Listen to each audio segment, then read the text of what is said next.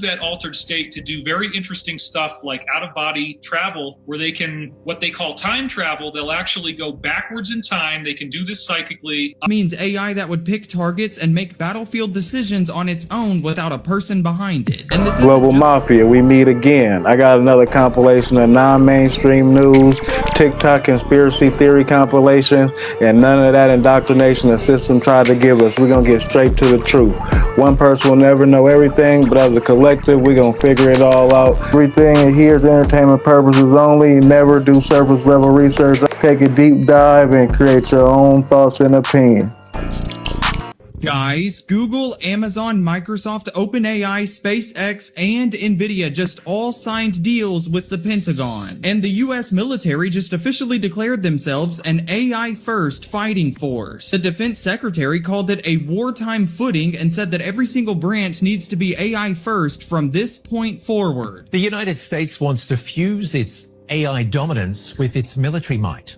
Its biggest tech companies are caving into defense contracts worth tens of billions of dollars. And then the highest ranking military officer in the entire country just said that AI weapons that fight without a human controlling them are going to be, direct quote, a key and essential part of everything we do. It means AI that would pick targets and make battlefield decisions on its own without a person behind it. And this isn't just for the intelligence anymore, because they're also building AI that controls drone swarms, AI that runs command operations, and also AI that processes every single piece of classified data across every single military branch in real time. And this is all obviously happening right whenever the tensions with Iran seem to be actively escalating. And this isn't just for the intelligence anymore, because they're also building AI that controls drone swarms, AI that runs command operations, and also AI that processes every single piece of classified data across every single military branch in real time. And this is all obviously happening right whenever the tensions with Iran seem to be actively escalating. There's a lot of veterans in the global community.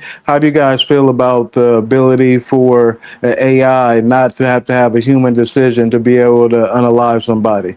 Do you think that's ethical, non-ethical? Let me know. I told you that every time you step in your own car or any car by 2027, it's going to have cameras on you. It's going to track your eyes, your emotions, your heart rate, your reaction time, and your car is going to let you know if you're allowed to drive. And if you're not, it's not even going to start. It's going to turn off on you. Now, nothing is 100% perfect. Technology fails. AI fails. If you use AI enough, you definitely know this. Now, what if this fails? What would this even look like? This doesn't feel like a safety measure. This feels like surveillance. Why do we even need this? Take a look at this.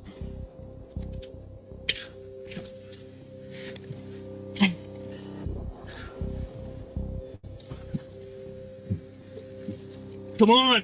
No. Now imagine there was an emergency outside the truck, an accident, something terrible on the ranch with a chainsaw. And I jump in this truck, but the truck, it won't shift into drive. Why? Because the cameras and sensors inside this cab won't let it shift, because it detects my eyes are big. There's a lot of emotion. There's some panic, and it doesn't feel that I'm fit to drive. Now that's not science fiction. That is happening. In a blood sacrifice, there are these sacraments that they would do where they drink blood and then they go into an altered state, and they use that altered state to do very interesting stuff like out-of-body travel, where they can, what they call time travel, they'll actually go backwards in time. They can do this psychically, occupy like a bum who's drunk and passed out in a haystack, get him to wake up and go kill somebody, and then the whole timeline you're on changes, and the only person who remembers the old timeline is the one who jumped into the bum. Everybody else on Earth is on a different timeline. And they played around with that a lot. It's one of the high-level disciplines of the Illuminati. So most people don't talk about that because it's so disturbing. So this is like remote viewing, but time travel remote viewing, where you actually take someone else's possession body and use it to do things in the past, and you're fully conscious in that body. Well, this is a lot more than remote viewing, in my opinion. You actually are having physical changes and changing the timeline of life. So it's a little bit different than being able to see something and observe only. Let there be a firmament in the midst of the water, and let it divide the waters from the waters. God made the firmament, and divided the waters which were under the firmament from the waters which were above the firmament. And it was so.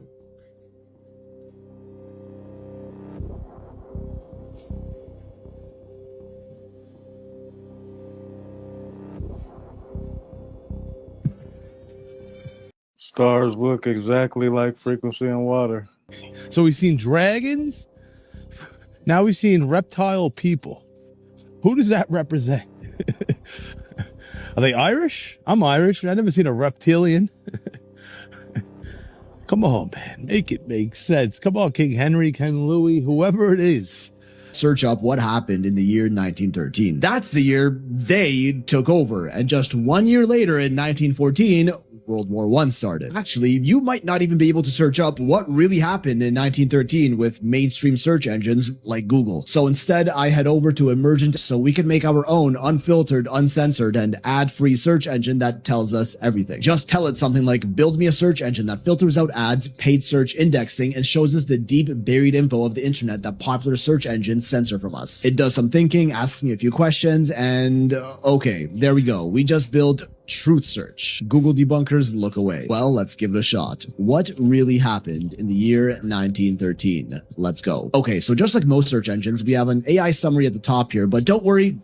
It seems to have added source links to each, so we don't get hallucinations or slop here. So first up, we got the Federal Reserve, which officially began on December 23rd, 1913, when President Woodrow Wilson signed the Federal Reserve Act into law. There's a source link, and yep, we have an overview of the Federal Reserve right there, which, funny enough, the Federal Reserve happens to be neither federal nor a reserve, the misleading naming of which was actually very intentional. So what exactly is it? To put it simply, it's a centralized private bank that controls all of our money and determines its value. That's step one. Next, we have the IRS, the Internal Revenue Service, the government's official extortion agency, aka give us money or we'll throw you in jail, that was also created in 1913. That's the year they started taxing us for good, making federal income tax permanent and by law with the 16th Amendment. For all the high IQ big brains out there, I think you know where this is going. If not, let me spell it out for you. Because that very same year, the Rockefeller Foundation was also created under the guise of philanthropy, making the world a better place, by John D. Rockefeller, America's first billionaire, while at the same time highly influencing the research and development of education, medicine, and science in the country through generous donations, leading to the creation of new organizations like the American Cancer Society, ACS, which was also founded in 1913, a charity funded by the richest people in the country to pave the way to the start of the pharmaceutical industry.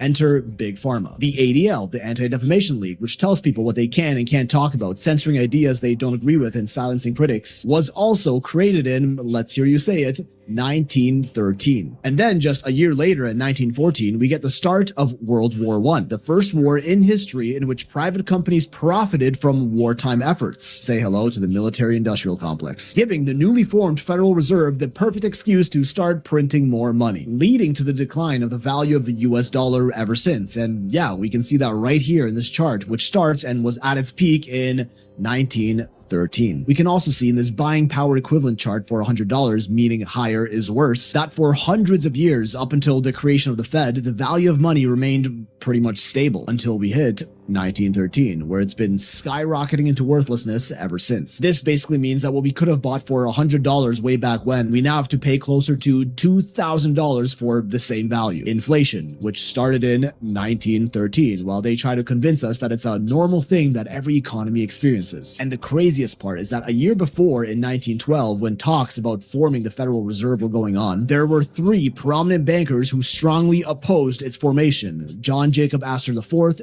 Isidore Strauss, and Benjamin Guggenheim, who were setting sail across the Atlantic to America in discussion of the Federal Reserve on a ship owned by J.P. Morgan, who was in favor of the Fed and was supposed to join them on their journey but backed out last second. That ship that set sail was the Titanic, which sank and those three bankers perished, finalizing the creation of the Federal Reserve that controls all of your money. If anyone ever asks who they are, well, this is exactly who. You have to know your history and be reading in physical history books, because they're going to try to change the digital and the streaming versions and things of that nature.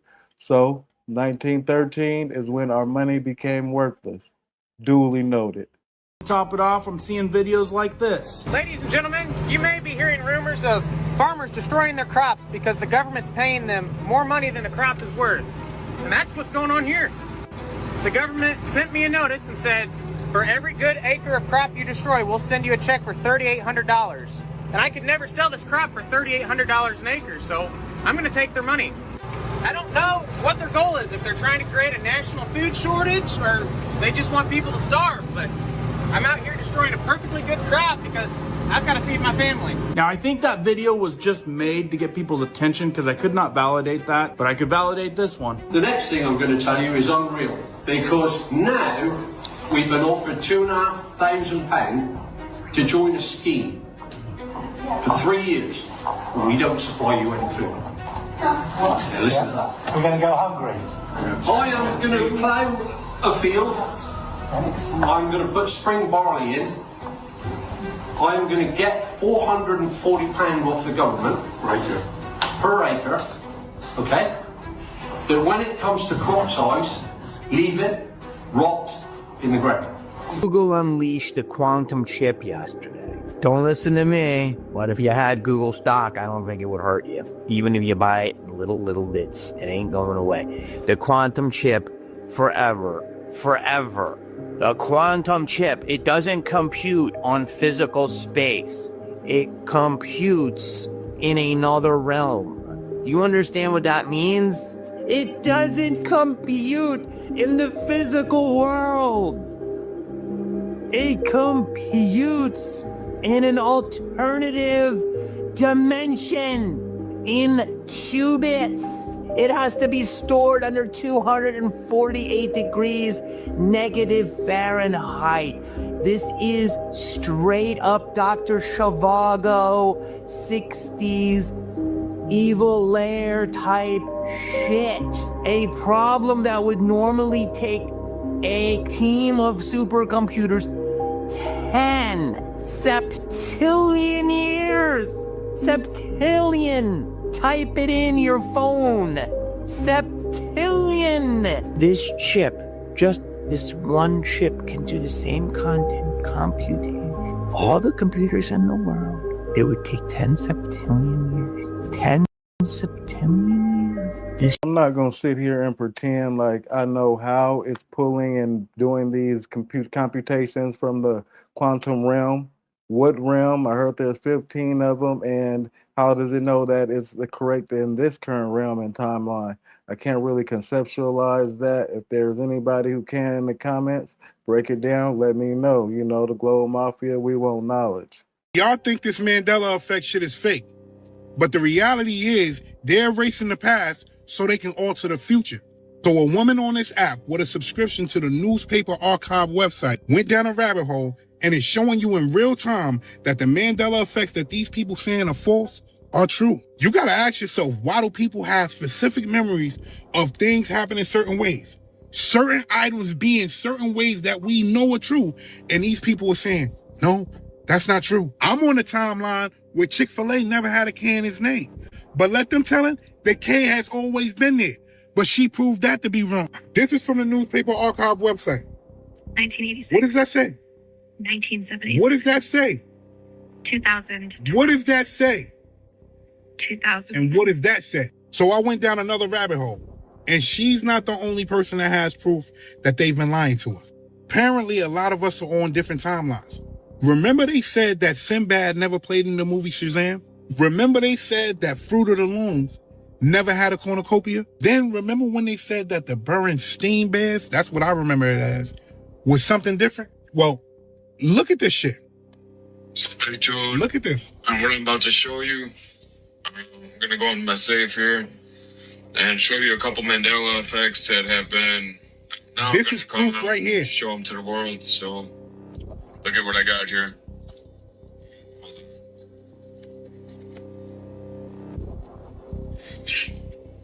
What does that say right there?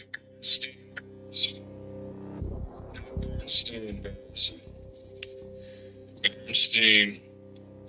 Okay. It's an actual bond.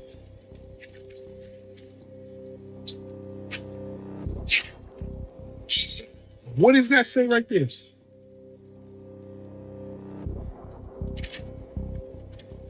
Last but not least, talking shit before. Show the tag, man. Find the tag ain't easy. If you guys can see the cornucopia. Yeah, okay. We could go way deeper down the rabbit hole. The Monopoly man wore a monocle. That is the first person I ever seen in my life wearing a monocle. The Richard Simmons I know wore a headband. I'm gonna let her end the video. This is one about Richard Simmons and his headband. The first half looked about as pretty as Richard Simmons in a headband. As somebody in this space, obviously, I do a lot of contemplating on the Mandela effect. But that right there goes back to the fact of the matter, what I said about reading physical articles and physical writings. That right there dispels a lot, and it pretty much shows what they're doing. They're trying to change the history. What y'all think they doing with the Mandela effect? What is the Mandela effect to y'all? And what are some of y'all biggest timeline differences? Energy coming from cathedrals. Check this out. So all the cathedrals, sacred buildings, they were all built on ley lines. And it's interesting because the kingdoms would make dowsing illegal for you to find the energy ley lines. Now look at that. That is the manipulation of the ether right there. That's what these buildings would do. So they would heal the people because they are tuned into the Earth's grid. And people can look into the Bovis scale. It was a dowsing scale where they would look up sacred buildings and they would look up the energy of those sacred buildings. And the higher the scale, the more the sacred energy.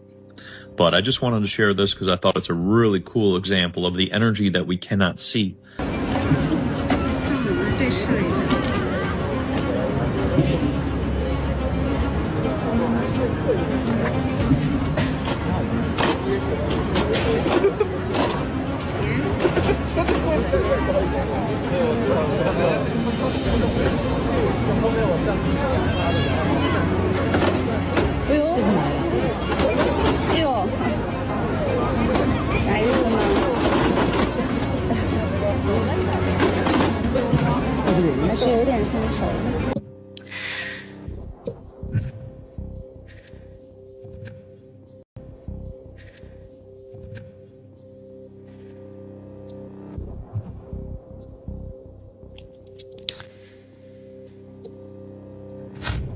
Be a warning that something is possibly about to go down or happen that we will be fully unaware of. And why do I say that? Because over the past 24 hours, 17 earthquakes hit near Area 51. You heard what I said. 17 earthquakes in the past 24 hours have hit near Area 51. And on a magnitude scale, they weren't that small. You had a 4.4, a 3.7, a 3.3, a 3.2, a 3.1, and a 3.0. And most of them came back to back. And keep this in the back of your mind. Area 51 houses one of the most secretive military zones in the world. So the question should be asked, why is the ground shaking near Area 51? And once again, this is the same place that is tied to alleged alien sightings, alleged UFO sightings, alleged underground bases, and alleged underground experiments as well. And also remember this. This Area 51 is the one place that the majority of people believe is hiding something big that might be able to explain it all. And one thing I will say, all of this activity within 24 hours is just not normal. So I guess my question to you is, what the heck is actually going on near Area 51? Okay, from the 1920s. So you used to pour water in there and you would drink it the next day because the uranium would turn it into spring water. It is sulfur because that's radium and uranium is sulfur. So you would pour it in there and then you drink it.